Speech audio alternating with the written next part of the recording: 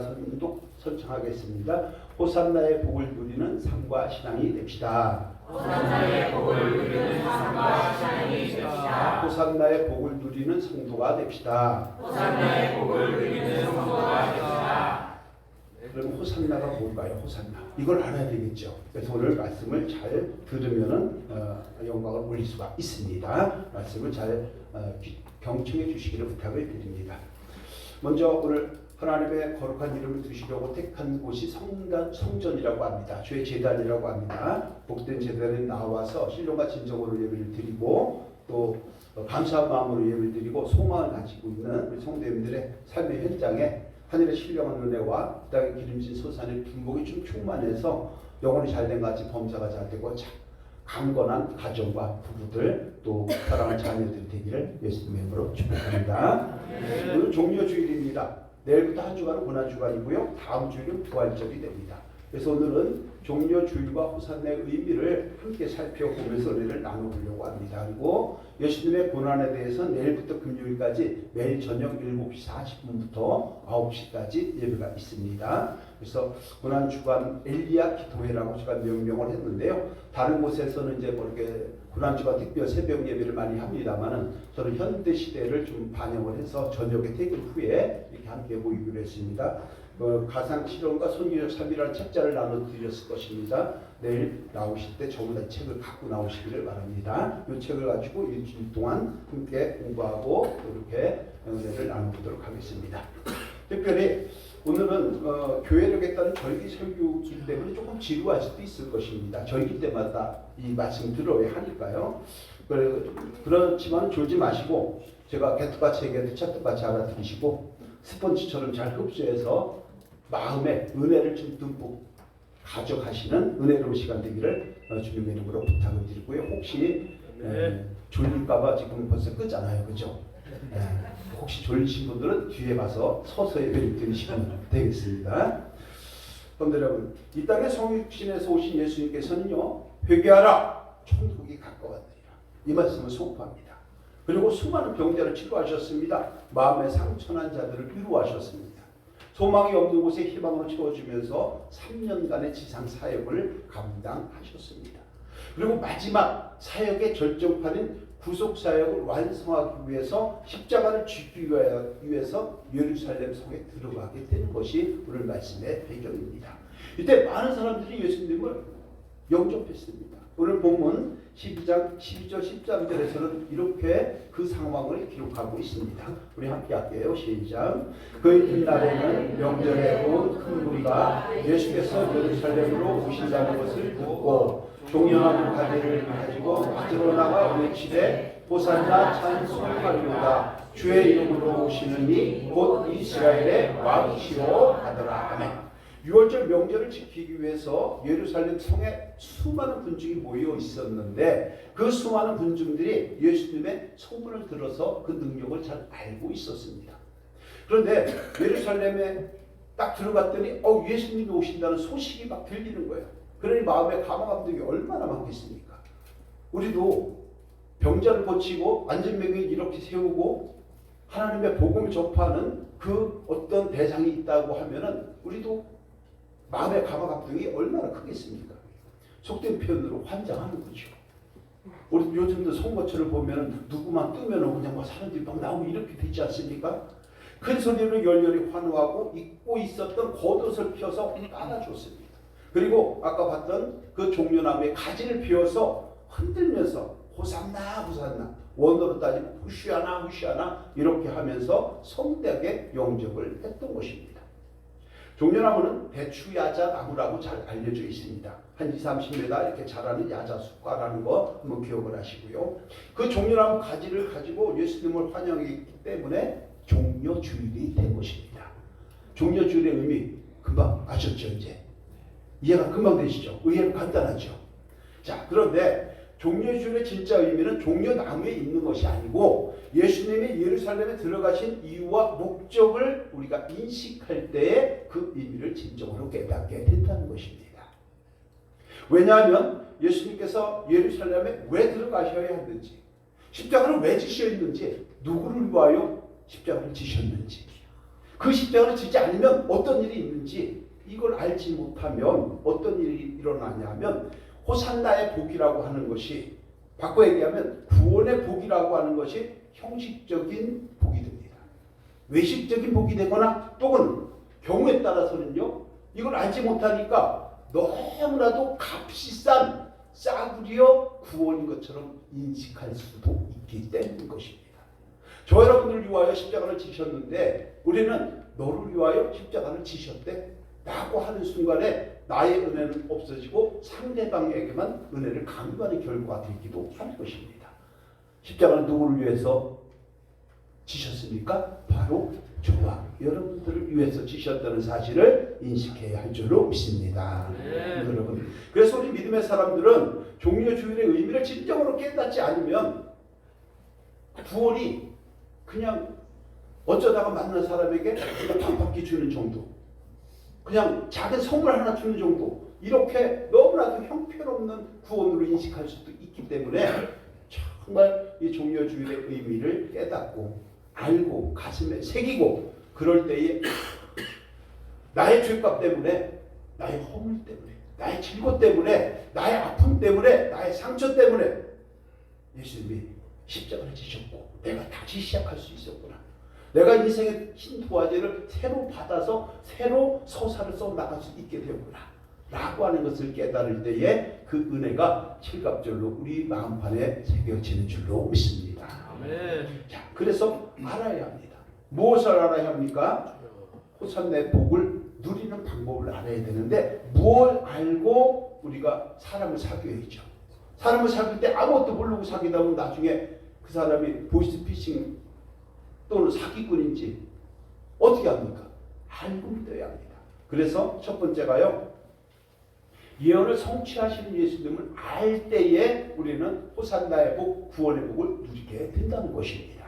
14절, 15절 함께 합니다. 시작. 예수는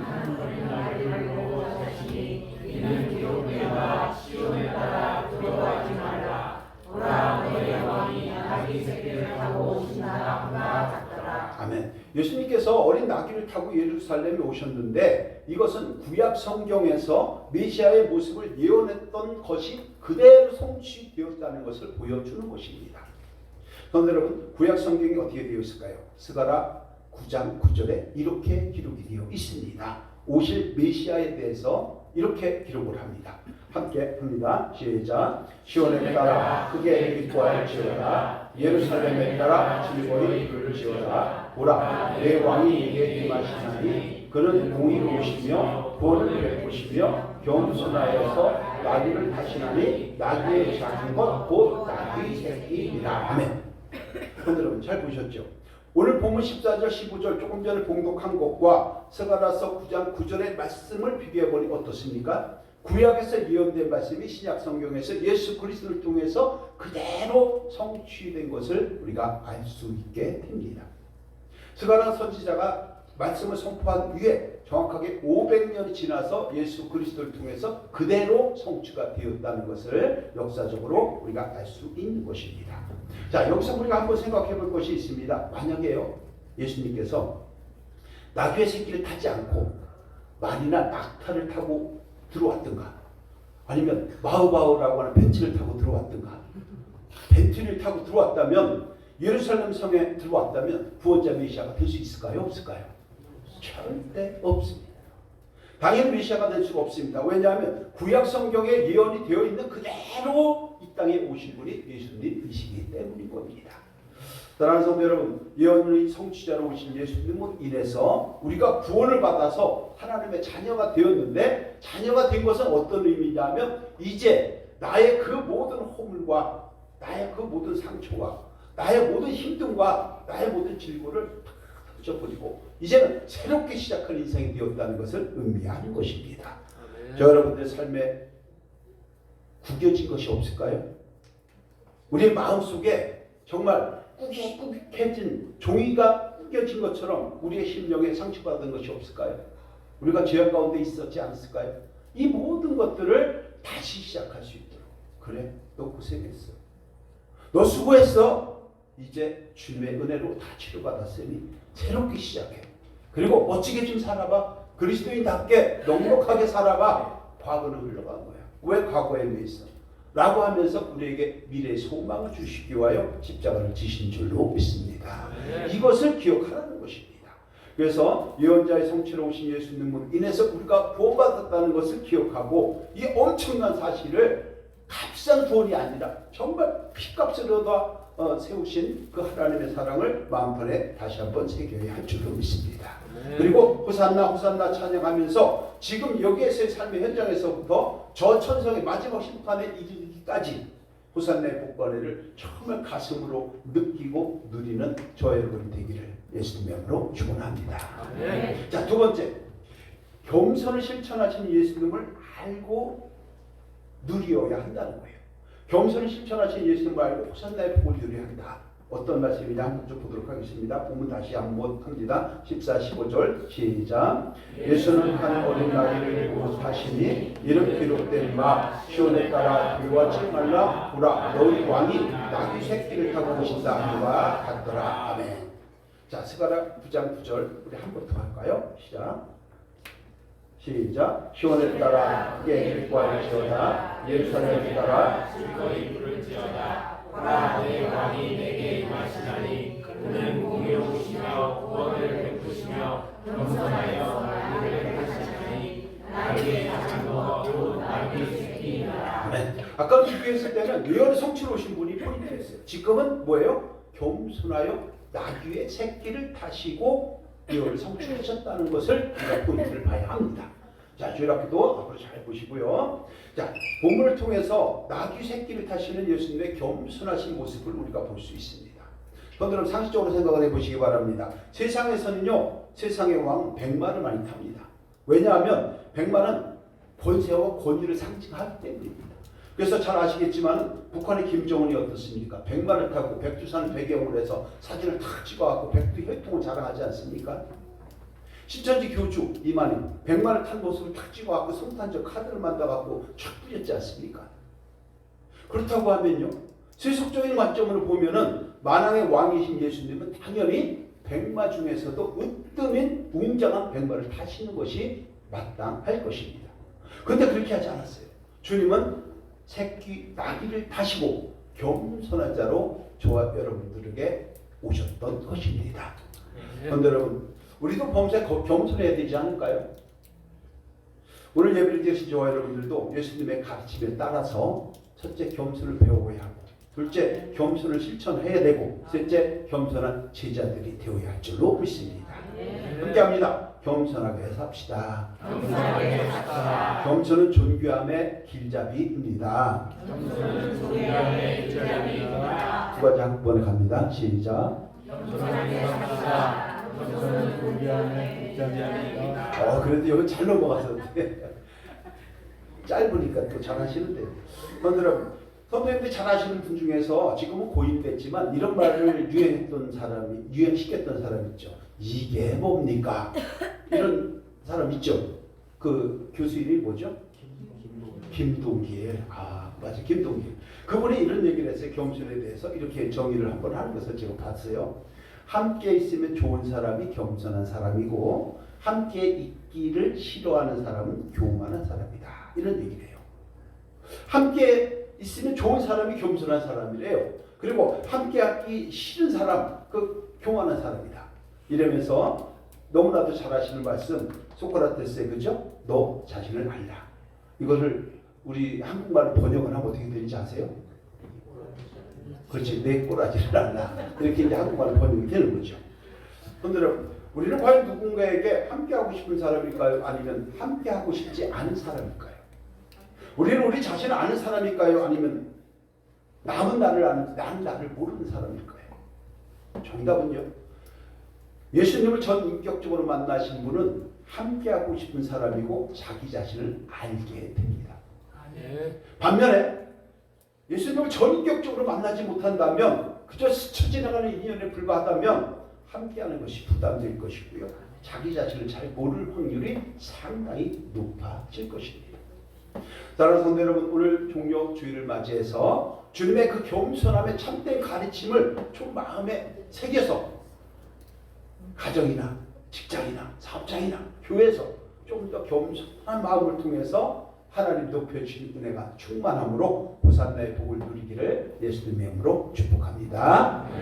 자, 세 번째는 좀 주제가 조금 긴데요. 내용이 고난의 사명을 감당하시는 예수님을 알아야 복을 누릴 수 있게 된다는 것입니다. 13절 함께합니다. 시작. 종려나무 가지를 가지고 가지고 나가 외치되 호산나 찬송하리로다. 주의 이름으로 오시느니 곧 이스라엘의 왕이여 하시리라.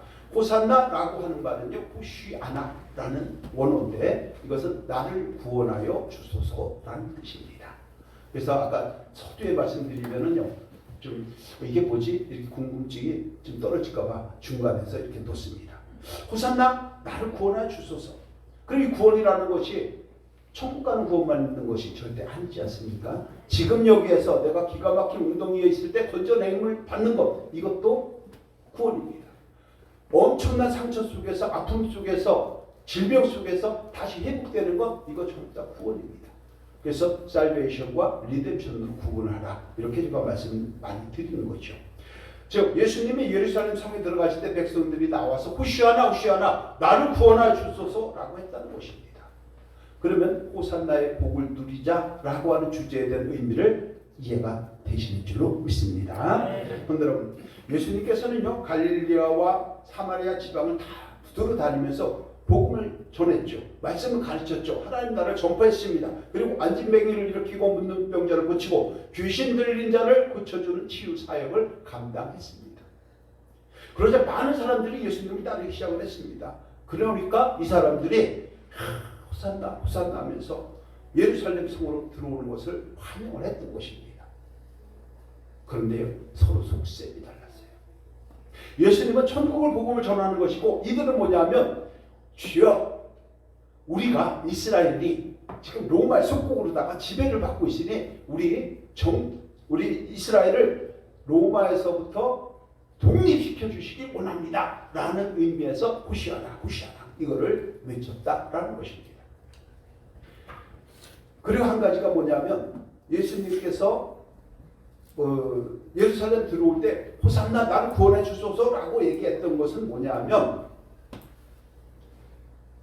자신들의 어떠한 그 믿음과 자신들의 신앙이 아니라 엄청난 기적을 받기 때문에, 엄청난 기적, 그 기적이 오늘 17절 18절에서 이렇게 나옵니다. 17절 18절 함께 할게요. 시작. 나사로를 무덤에서 불러내어 존자 가운데서 살리실 때에 함께 했던 우리가 찬양하라. 이에 우리가 예수를 맞추면 이 표적을 행하심을 들었으리로다. 아멘. 이스라엘 백성들이 예수님을 영접했던 것은 한마디로 뭐냐면, 야, 죽은 나사로를 살렸다는 것을 소문을 쫙 퍼졌어요. 그 소문을 듣고서 이 사람 정말 대단한 사람이구나, 이렇게 왔던 것이지, 천국 복음을 가고 영생 복락을 누리기 위한 구원과는 아무 상관이 없었다라는 것입니다. 자, 여기서 오늘 한번 퀴즈 한번 내볼까요? 굉장히 어려운 퀴즈인데요. 나사로처럼 죽었다가 다시 살아나는 것을 말하는 의학적 전문 용어가 있어요. 혹시 뭔지 아세요? 정답은요, 라자루스 신드롬이라고 얘기합니다. 우리 한국말로는 나사로 증후군 이렇게 얘기를 합니다. 좀 어려운 건데 이게 뭐냐면요, 사람이 심장마비로 죽었다가 다시 자발적인 호흡이 돌아오는 상황, 이것을 라자루스 신드롬이라고 얘기를 하는 거예요. 그 용어가 어디서 나왔냐면 바로 성경에서 나온 거죠. 그래서 의학적인 용어인데 바꿔 얘기하면 의사들도 성경에서 나사로가 죽었다가 살아나는 것을 인정하고 있다는 것을 우리가 인식해야 한다는 것입니다.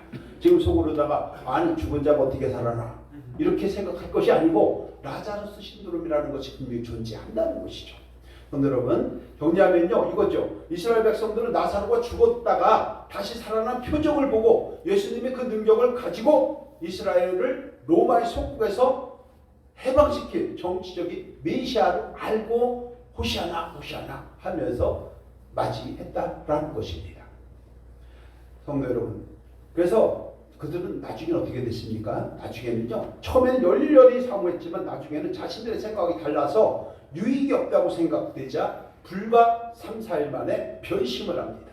그래서 빌라도의 법정에 섰을 때 죄인 바라바는 풀어주고 예수님은 십자가에 못 박혀 죽이라고 함성을 지르고 데모를 했고 그랬던 사람들이 바로 그들입니다. 자, 여기서 한번 정말 중요한 것이 있습니다. 우리는 그러지 말라는 법이 있을까요? 우리가 평상시에는 하나님의 자녀로, 장로로, 권사로, 목사로, 집사로, 성도로 하나님을 섬기는데 정말 우리 역시도 나와 내 뜻이 안 맞는다고 어느 순간에 변심이 돼가지고 하나님의 자녀답지 않게 살아가지는 않을까요? 이런 그렇게 하지 말라는 법이 성경에 제가 있나 찾아봤더니 없더라고요. 그런 법이 없어요. 우리도 신앙의 뿌리가 없고 말씀에 대한 신뢰감이나 믿음에 대한 뿌리가 없으면 언제 어디서든지 조그마한 바람이 불면요 좌우로 살랑살랑 흔들리는 정도가 아니고 뿌리째 꼽혀 나간다는 것입니다. 우리도 살다 보면 서로 생각이 좀 다를 때가 많지 않습니까? 같은 곳을 바라봐도 관점이 다를 때가 있고요. 같은 소리를 들었는데도 서로 다르게 해석을 하고 왜곡되게 받아들일 때가 많아요.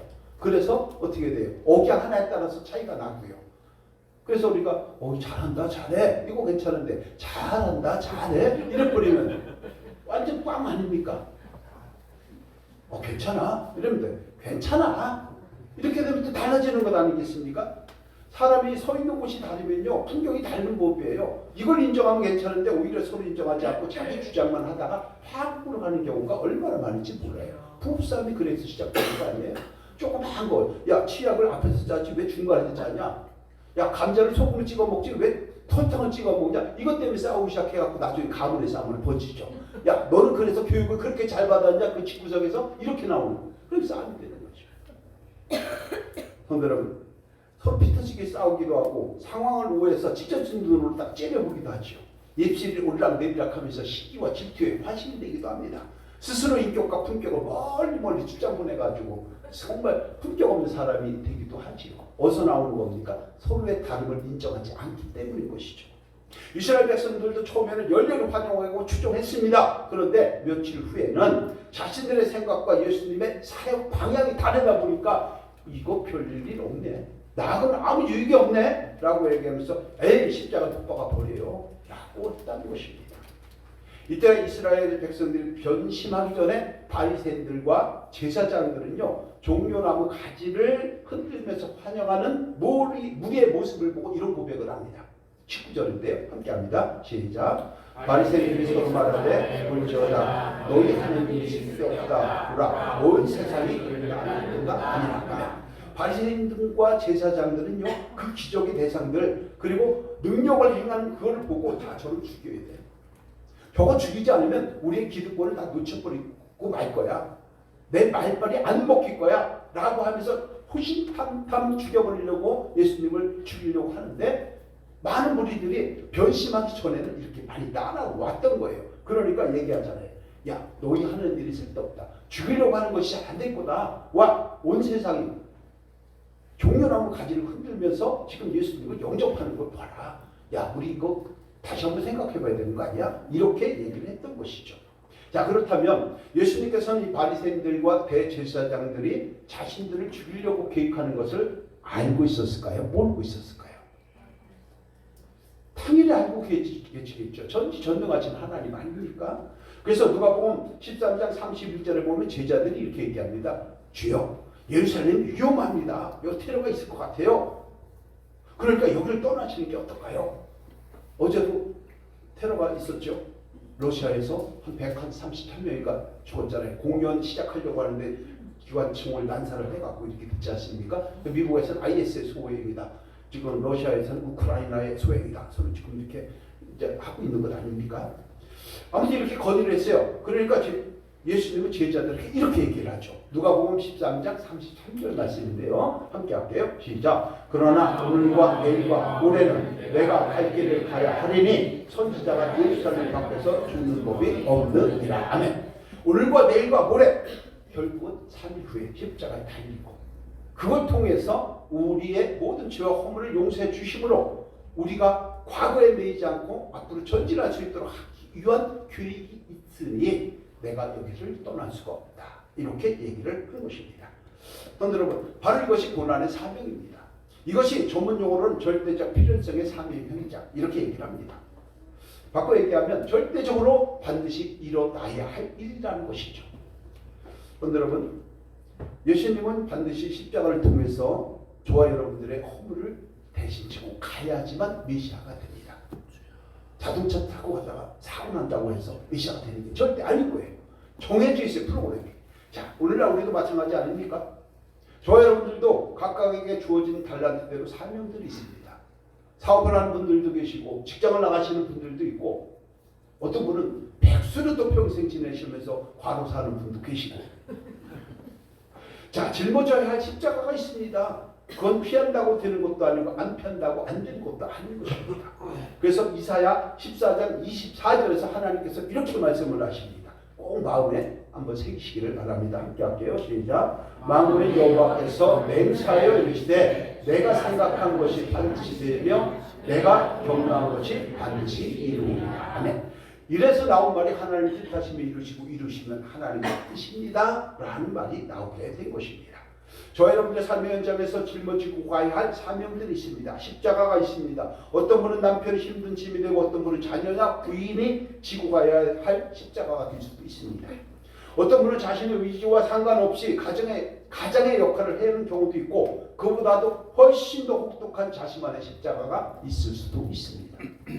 그러나 그럼에도 불구하고 예수님이 어차피 져야 할 십자가면 지고 갔던 것처럼 저와 여러분들도 하나님의 은혜와 사랑이 넘치는 가운데 십자가의 능력을 덧입어서 어차피 지고 가야 될 십자가면 고난의 사명을 감당하시기를 바랍니다. 그것만이 지선이기는 것입니다. 그래서 고난이 유익이요 고난은 유익의 열매를 맺는다고 말씀을 하는 것입니다. 저 여러분들이 각각의 짐들을 감당하면서 주어진 사명에 혼신을 다해서 세상을 헤쳐나갈 때에 선한 목적을 이루어 가도록 하나님께서 역사해 주시고 인도해 주시는 줄로 믿습니다.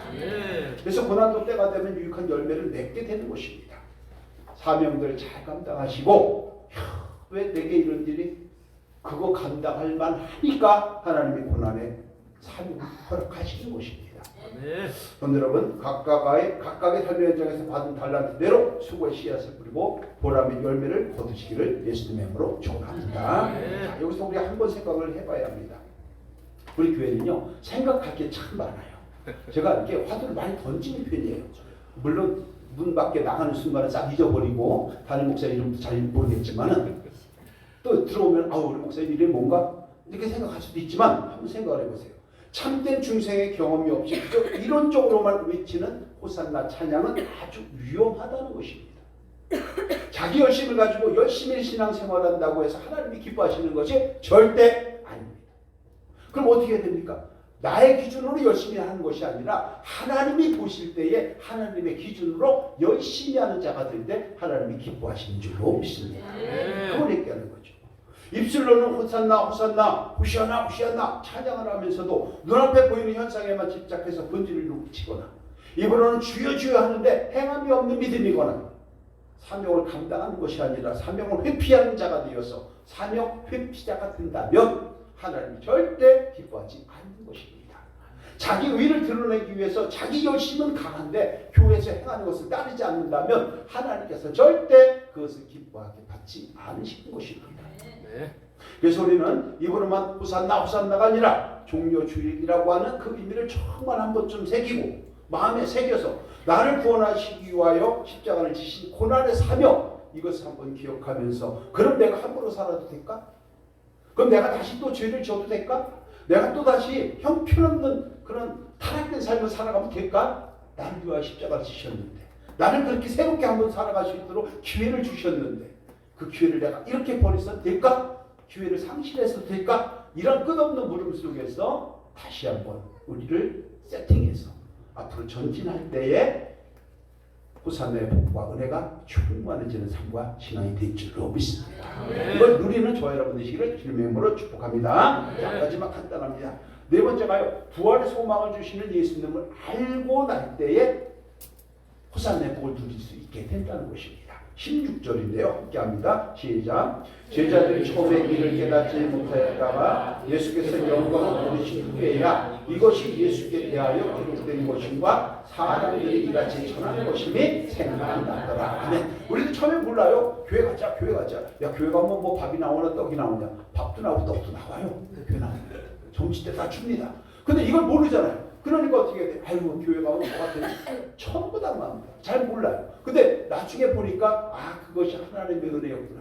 내가 이렇게 일상에 무탈한 것도 하나님의 은혜였구나. 아침에 일어나 저녁에 자는 것 하나님의 은혜였구나. 내가 건강하게 신앙생활하는 것, 직장 나가는 것 정말 은혜였구나. 우리 남편이 보니까 괜찮네. 우리 아내가 정말 사랑스럽네. 이렇게 생각하고 이렇게 마음이 들어가는 것 자체가 은혜라는 것을 깨닫게 되는 것입니다. 이스라엘 민족도 마찬가지입니다. 시간이 지나고 나서 예수님께서 십자가를 지셨어요. 부활하셨어요. 승천하셨어요. 야, 이게 진짜였구나. 이게 맞구나. 라는 것을 깨닫게 되었다는 것입니다. 성도 여러분, 저 여러분들도 마찬가지 아니겠습니까? 이 사람 형편없어. 화다름당 교회 사이즈도 작고 외부에서 볼 때는 상가 건물인데 막상 들어와 보니까 이렇게 아름다운 이렇게 훌륭한 성도님들이 어디 있습니까? 아멘. 제가 목회자라고 안 했어요 절대. 또 우리 목사님 자기 자랑한다고 어디 가서 좀 안 됩니다. 성도 여러분, 바로 이거예요. 그래서 처음에는 예수의 제자들도 예루살렘 성에 왜 들어갑니까? 도망가세요 라고 했던 거예요. 그런데 불과 일주일 동안에 어떤 일이 벌어졌습니까? 호산나 호산나 하던 사람들이 십자가 못 박아라. 결국 십자가 못 박혔습니다. 저와 여러분의 죄를 대신 지고 다 가셨습니다. 그리고 그것을 믿는 순간에 저와 여러분들은 새 피조물로 거듭나게 된 것입니다. 여러분, 십자가를 못 박고 3일 만에 부활했던 인류 최대의 기적이 일어난 것을 이들은 정말 눈으로 딱 본 거예요. 그랬구나 라고 하면서 오늘 본문에 보니까 이같이 전한 것이 생각났더라. 아멘. 그런데 여러분, 십자가를 지고 고난을 받아야 할 것과 4일 만에 부활해야 할 것과 승천할 것과 때가 되면 마지막 심판 때가 있다는 것을 우리에게 전하고 있습니다. 우리 역시도 이것을 잘 새기고 정말 그리스도인답게 조금 더 여유 있게, 조금 더 넉넉하게, 그리고 마음의 화평하에 은혜를 누리면서 화목하게 하는 직분을 잘 감당할 수 있는 저와 여러분이 되어야 할 줄로 믿습니다. 그래서 부활의 소망을 주신 것입니다. 이것을 고린도전서 10장 20절에서 이렇게 말씀을 하는 것이죠. 함께 할게요. 시작. 그러나 이제 그리스도께서 죽은 자 가운데서 다시 살아나사 잠자는 자들의 첫 열매가 되셨도다. 아멘. 모든 죄값을 대속한 자의 십자가를 지시고 예루살렘 성에 들어오신 종려주일의 참 의미를 통해서 그들은 십자가에 박았고 십자가를 통해서 우리의 죄를 용서했고 다시 부활하심으로 저와 여러분들이 새 사람으로 거듭났으니 이제는 새 사람답게 살아가려고 오늘 가다 넘어질지언정 발버둥을 치는 저와 여러분이 들 때에 그 은혜와 사랑이 넉넉해질 것이고 호산나의 복과 은혜를 누리는 삶과 신앙의 현장이 될 줄로 믿습니다. 그 은혜를 누리시기를 주님 명으로 축원합니다. 오늘 말씀 결론입니다. 호산나의 복을 누리는 삶과 신앙이 되려면 뭘 좀 알아야 될 것 아닙니까? 그래서 이렇게 정리를 해봤습니다. 1, 2, 3, 4번 함께 할게요. 시작. 예언을 성취하시는 예수님을 알고 호산나의 복을 누려야 합니다. 정성을 실천하시는 예수님을 알고 호산나의 복을 누려야 합니다. 고난의 삶을 감당하는 예수님을 알고 호산나의 복을 누려야 합니다. 부활의 소망을 주시는 예수님을 알고 호산나의 복을 누려야 합니다. 그래서 우리는 시작. 아무 생각 없이 주여 주여 하면서 호산나 호산나 하는 것이 아니라 나를 위한 구원자로 오신 종려 주일의 의미를 잘 알고 호산나의 복을 누리는 삶과 신앙이 되어야 합니다. 그 결과 구원의 은혜를 지금 여기에서의 삶에서부터 그때 거기라고 하는 구원의 이르기까지 풍성하고 넉넉하게 은혜롭게 누리는 교회와 성도와 가정이 되어야 합니다. 아멘. 이런 삶이 되기를 예수님의 이름으로 축원합니다. 기도합니다. 하나님 감사합니다. 형식적인 호산나 입술에서 벗어나 진실한 마음으로 호산나를 비치는 삶의 현장이 되게 하시고 구원의 복권을 넉넉하게 누리는 삶의 현장과 교회가 되게 하여 주옵소서. 예수 그리스도의 이름으로 기도드립니다. 아멘. 찬송가